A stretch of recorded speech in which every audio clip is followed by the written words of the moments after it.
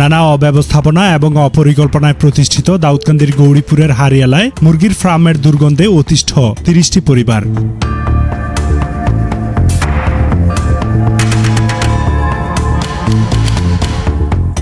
মানুষের বসবাসের স্থান অথবা লোকালয়ে খামার তৈরির নিষেধাজ্ঞা থাকলেও অবৈধ বিদ্যুৎ সংযোগ এবং কোনো রকম বৈধ কাগজপত্র ছাড়াই দীর্ঘ ১৩ বছর ধরে চলছে হারিয়ালা গ্রামের খোরশেদ ব্যাপারীর ছেলে মুসা এবং বিলাল হোসেনের পোল্ট্রি খামার।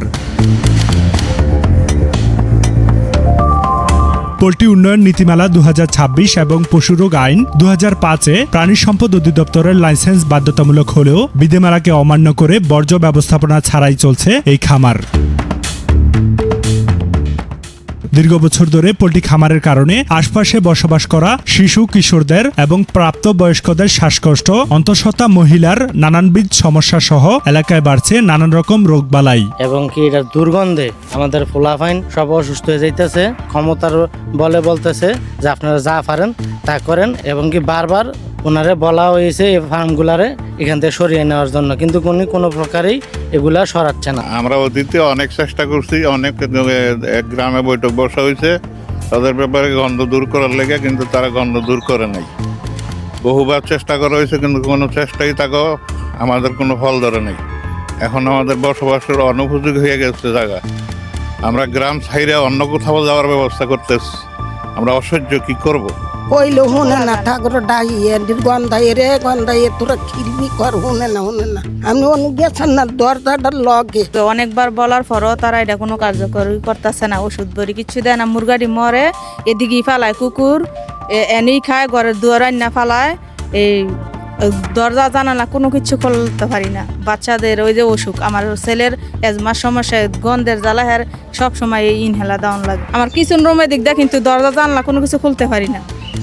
খাবার টাবার মাছি মশা অনেক অতিরিক্ত, আর ময়লা যে নিচে পরে অনেক দুর্গন্ধ আসে। মুরগা মরলে কি করে এদিক দিয়ে আশেপাশে আইনে আমরা কারিদা রাখা দেয়, মাটির নিচেও দেয় না, কুকুরে বাড়িতে আনে টানাটানি করে। জনবসতিপূর্ণ এলাকায় বর্জ্য ব্যবস্থাপনায় কোনো পদক্ষেপ না থাকায় বাড়ছে মশা মাছি সহ অসংখ্য কীট পতঙ্গের বিচরণ, যার কারণে খাবারে মিশছে রোগ জীবাণুর উপকরণ। বাচ্চা ছোট ছোট পোলাপাইন আছে, ওরা মসজিদে সকালেও ঘুম থেকে উঠে এরকম দুর্গন্ধ পাই, মসজিদে যাইতে পারে না, বমি করে। গন্ধের কারণে এতটা খারাপ লাগে যে কান্না করি। হেরা কয় যে মোড়ের থেকে বদলে না তোমরা কান্না করো, আমার কিছু যায় আসে না। যে আমি এরকম প্রেগনেন্ট অবস্থায় মনে করেন বাসার মধ্যে থাকার মতন অবস্থা না। কই যাবো, আমরা তো সারা জীবনের কামাই দিয়ে বাড়ি করছি, এখন হ্যাঁ বাড়ির সামনে না এরকম ফার্ম দিয়েছি, আমরা থাকার মতন অবস্থা নেই। এই যে আমার গড়টার থেকে হাইস্ট না হইলেও 2 থেকে 3 ফিট দূরত্ব করে তারা একটা ফার্ম করছে। আজ থেকে 1 বছর বা 2 বছর যাবত না, নিম্নে 13 বছর আগে ফার্মটা করছে। আমি অনেক বছর যাবত আমি এটা নিয়ে ভুগতেছি। আমরা যদি বলি বলে মাছির জালে আমরা থাকতে পারি না, তারা কই বলে জায়গাটা আমরা হালাইছি, আপনাকে কিছে আপনাকে ঘরে নিয়ে দিয়েছি, এইভাবে কথা বলে। আর যে এত মাছি মশা আছে সব আপনার কন ঘরের ভিতরে গিয়া থাকে, আমরা কোনো খানা খাদ্য খাইতে পারি না। খাইলে আপনার কন এটা মেয়ে দৈরা রাখে, এটা আপনার ফালাই আবার নতুন করে আমরা লইয়া খাইতে হয়। প্রতিদিন আপনার কন একটা করে মাছের ওষুধ দিই ঘরের মেয়েদের। আজকে আমরা 13 বছর লাতি দিতেছি। ১৩ বছর ধরে এই একটি ফার্ম, যেটি কোনো রকম বৈধ কাগজপত্র ছাড়াই নির্মাণ হয়েছে, তারপর থেকেই পাশাপাশি লোকজন যারা আছেন তারা প্রচণ্ড পরিমাণে ভুক্তভোগী। আমি যদি আপনাদেরকে দেখাই যে এদিকে একটি বিল্ডিং আছে, এখানে একটি পরিবার বসবাস করে, তার পাশেই এখানে আরেকটি পরিবার বসবাস করে। আর এটি নিয়ে তারা অভিযোগ করছেন, এখন পর্যন্ত তারা অনেকের সাথে কথা বলেছেন, গ্রাম্য সালিশেও বসেছেন, কিন্তু কোনো রকম তাদের কথার কর্ণপাত না করেই কিন্তু এই মুরগির ফার্মটি চলছে।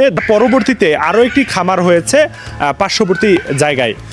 2টি মুরগির ফার্মের কারণেই কিন্তু এই এলাকার বাসিন্দারা অধিক পরিমাণে ভুক্তভোগী, আর সেটি জানিয়েছেন প্রশাসনদেরও, কিন্তু কোনো রকমভাবে পদক্ষেপ নেওয়া হয়নি প্রশাসন থেকে। 5 বছর ধরে ওইটা নিয়ে ভুক্তভোগী আমরা, কিন্তু এখন নতুন করে আবার এটা হয়েছে। ওনার বাড়ি ওই রাস্তার ওই পাশে, ওদিকে ভিতরের দিকে। ওনার কাছে এই গদ্য যায় না, কোনো সমস্যা হচ্ছে না। ওনার সমস্যা আমাদের হচ্ছে। খামারের মালিক বিলাল হোসেন প্রতি বছর খামার স্থানান্তরের কথা বললেও গত 13 বছরের মধ্যে নতুন করে আরো একটি খামার বাড়িয়েছে পাশাপাশি স্থানে। প্রশাসন তো আসছে, অবশ্যই আসছে। আয়সা বলে গেছে যে ভাই আপনি এটা যত অতি শীঘ্রই পারেন এত অতি শীঘ্রই এটা একটু স্থানান্তর ব্যবস্থা করে, ঠিক আছে। তো আমি এটা পদক্ষেপ নিছি, আমি এটা মানে সরাই লওয়ার পদক্ষেপ নিছি আর কি। অল্প কিছুদিনের ভিতরে তো এটা স্থানান্তর করে ফেলবো, মানে এটা লাইরা তো অবশ্যই না অল্প কিছুদিন বলতে এটা তো 12 বছর 13 বছর। আমি তো অবশ্যই মানুষের ক্ষতি চাই না, কি কিছু বুঝছেন নি, আমি তো মানুষের ক্ষতি চাই না, কিন্তু এটা তো আমার ব্যবসা প্রতিষ্ঠান, দুর্গন্ধ সৃষ্টি তো অবশ্যই হইব। কারণ না আমি তো এখন ওই আমার কর্মচারীরা তো বুঝতে পারে না, আমার ছোট ভাই একটা দেখাশোনা করে, এই কারণে মুরগি ফালাই রাখছে। আমি তো অন্য জায়গায় ফালাই মুরগি, আমি অন্য জায়গায় কোথায় ফালান? অর্থাৎ কি খালের ভিতরেও ফালাই।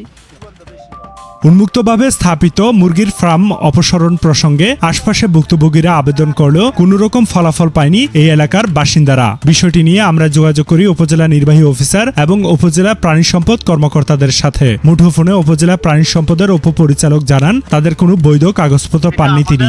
শোনেন, আমাদের নিবন্ধিত হইলে আমরা এটার হয়তো কিছু জবাব দিই, প্রশ্ন আপনাদের দিতে পারতাম, যেহেতু আমাদের অজানা অবগত না আমরা। এরে আজকে যদি আমাদের জানা হতো, এটা আমাদের সাথে পরামর্শ করে করতো, তাহলে আপনিও তো আমাদেরকে প্রশ্ন করলে আমরা এটা উত্তর দিতে পারতাম। এখন তো আমরা কোনো উত্তর দিতে পারি না, আমরা যা দেখছি তাই আমরা এটা হাবিবুর রহমান, সূচনা.টিভি। সূচনা কমিউনিটি.টিভি, বিনোদনের পাশাপাশি খবর।